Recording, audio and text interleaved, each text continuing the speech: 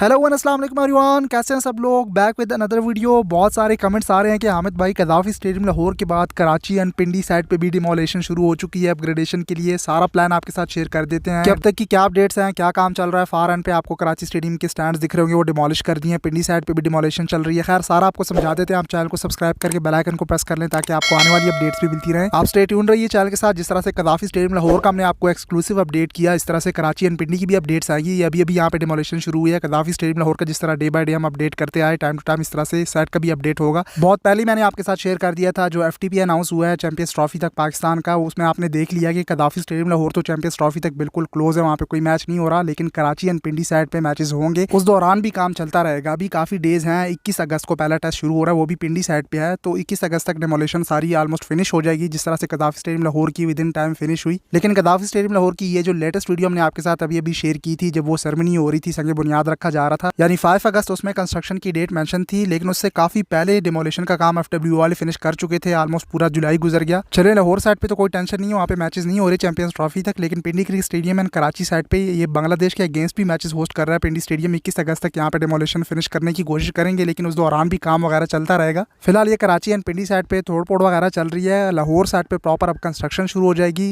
एक साथ सारे स्टेडियम्स पे काम शुरू कर दिया है, तो अब कहीं ना कहीं उम्मीद जागी है। एनपीसीबी को क्रेडिट जाता है, विद इन 5 मंथ से अब कंप्लीट कर सकते हैं, चैंपियंस ट्रॉफी के लिए स्टेडियम्स रेडी कर सकते हैं। खैर ये डेमोलेशन वीडियोस आपके साथ टाइम टू टाइम शेयर होती रहेंगी। उससे पहले एक बार मैं आपको समझा दूं कि एक्चुअली हो क्या रहा है। ये फिर बार बार एक्सप्लेन नहीं होगा, आखिर तक देख लीजिएगा तो आपको बहुत सी चीजें समझ आ जाएंगी। बाकी कोई इन्फॉर्मेशन ऊपर नीचे हुई तो आने वाली वीडियोस में करेक्ट करते रहेंगे। फिलहाल कराची का प्लान समझ ले, पिंडी का भी मैं अलग से वीडियो शेयर कर दूंगा। फार एंड पे जो बताया जा रहा था कि बिल्डिंग बनाई जा रही है, उसके लिए डिमोलेशन तो शुरू हो गई है। लेकिन गुड न्यूज ये है कि फार एंड पे 5 से 6 सेक्शन जो है वो डिमोलिश कर दिए हैं। मैं और भी डिटेल में आपको समझा देता हूँ ताकि आपको सही से क्लियर हो जाए। ये जो आपको लेफ्ट साइड पे एरो दिख रहा है, ये मोहम्मद ब्रदर्स एनक्लोजर है। इसके बीच में जो एरो आपको दिख रहा है, ये इकबाल कासिम इंक्लोजर है। एंड राइट साइड पे ये नसीमुल गनी इंक्लोजर है। मतलब इन तीनों इंक्लोजर के बीच में सारे सेक्शंस जो हैं वो डिमोलिश कर दिए गए हैं। इससे ये गुड न्यूज़ निकल के आ रही है कि काफ़ी अच्छी बिल्डिंग यहाँ पे बनाई जा रही है। पहले मैं यही समझ रहा था कि पतली सी कोई बिल्डिंग बना दी जाएगी पिंडी क्रिकेट स्टेडियम के पवेलियन की तरह, जो मीडिया बॉक्स है फार एंड पे। हमने वो एडिट करके एक प्रेडिक्ट भी किया था। पिंडी क्रिकेट स्टेडियम के पवेलियन के सामने जो मीडिया बॉक्स बनाया गया है, उसको यहाँ पे एडजस्ट करके बताया कि अगर यहाँ पे इस तरह से बिल्डिंग बना दी जाए तो कैसी लगेगी।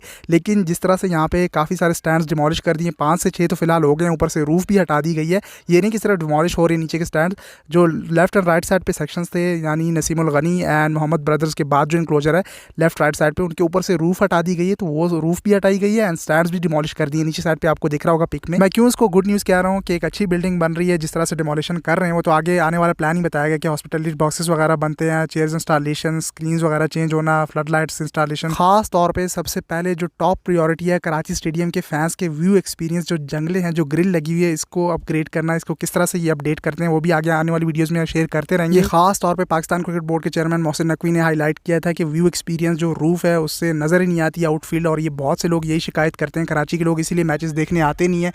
लोग कहते हैं कमेंट सेक्शन में कराची के लोग स्टेडियम जैम पैक नहीं करते। भाई इन जंगलों के बावजूद भी कराची के लोग जो है देखने आ जाते हैं। रिसेंटली वसीम बारी इंक्लोजर में वो पुरानी चेयर्स लगी थी जो मैंने आपको अपडेट किया था। सामने आपको ये वसीम बारी इंक्लोजर दिख रहा होगा। ये वही पुरानी पेप्सी वाली चेयर्स हैं। जब स्टेडियम में ऊपर रूफ इंस्टॉलेशन हो रही थी तो उस दौरान ये चेयर्स निकाली गई थी वीआईपी इंक्लोजर से एंड देन वहाँ पे वो फोल्डिंग चेयर्स लग गई थी।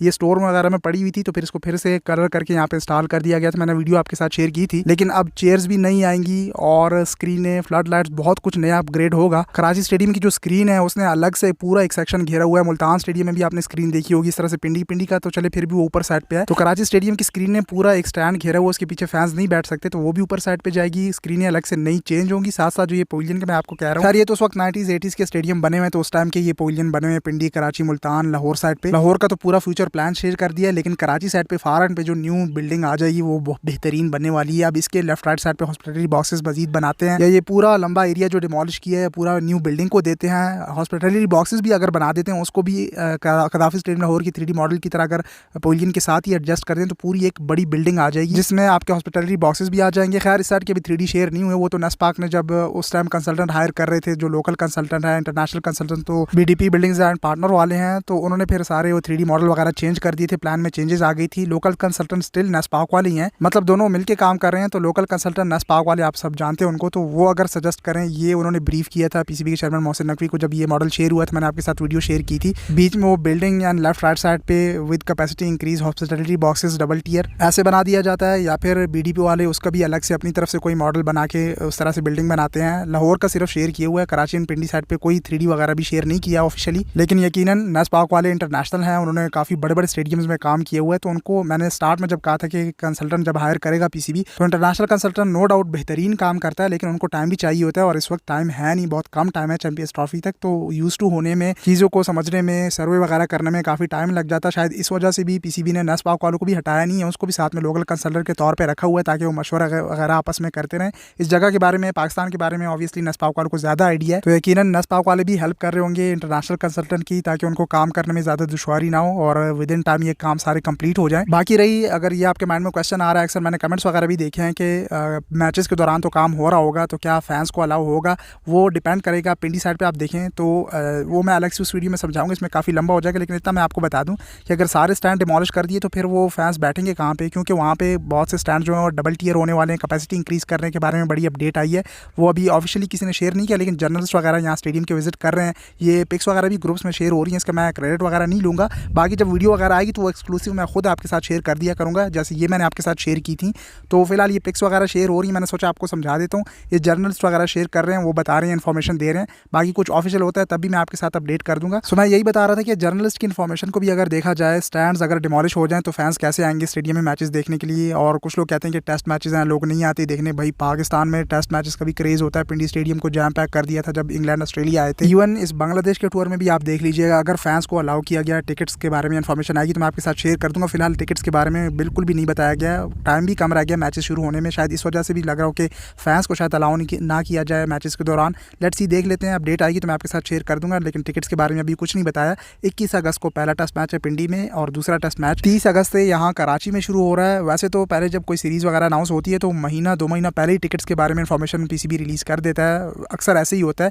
लेकिन अभी आप देखें, आज 12 अगस्त हो गया, 21 अगस्त से मैच शुरू हो रहा है, कुछ ही दिन रह गए हैं। बांग्लादेश का स्क्वाड भी पहले बताया जा रहा था कि 17 अगस्त को आ रहा है, लेकिन वहाँ बांग्लादेश के हालात ख़राब है, उन्होंने कोई प्रैक्टिस वगैरह भी नहीं की हुई। तो पीसीबी ने रिक्वेस्ट कर दी थी बीसीबी को, बांग्लादेश क्रिकेट बोर्ड को, कि वो पहले ही लैंड कर ले, 13 अगस्त को आ जाए, ताकि वो 3 दिन प्रैक्टिस कर ले लाहौर में। फिर वो 18 अगस्त को मेरे ख्याल में पिंडी चले जाएंगे, वहाँ पे भी 2-3 दिन जो है वो प्रैक्टिस कर लेंगे। तो 21 अगस्त से फिर पिंडी में मैच शुरू हो जाएगा। इस तरह से बांग्लादेश क्रिकेट टीम की प्रैक्टिस भी हो जाएगी और बांग्लादेश ए स्क्वाड भी आ रहा है, वो इस्लामाबाद साइड पे आएगा शाहीन, पाकिस्तान शाहीन के साथ मैचेस खेलने के लिए। वो इस्लामाबाद के क्लब क्रिकेट ग्राउंड में वहाँ पे मैचेस होंगे। तो कहने का मकसद ये है कि अभी तक टिकट्स की इन्फॉर्मेशन अनाउंस नहीं हुई और मुझे लग रहा है शायद स्टैंड उस वक्त तक ज़्यादा डिमोलिश हो जाए, तो उस दौरान फिर फैंस के बैठने के लिए कैपेसिटी नहीं होगी।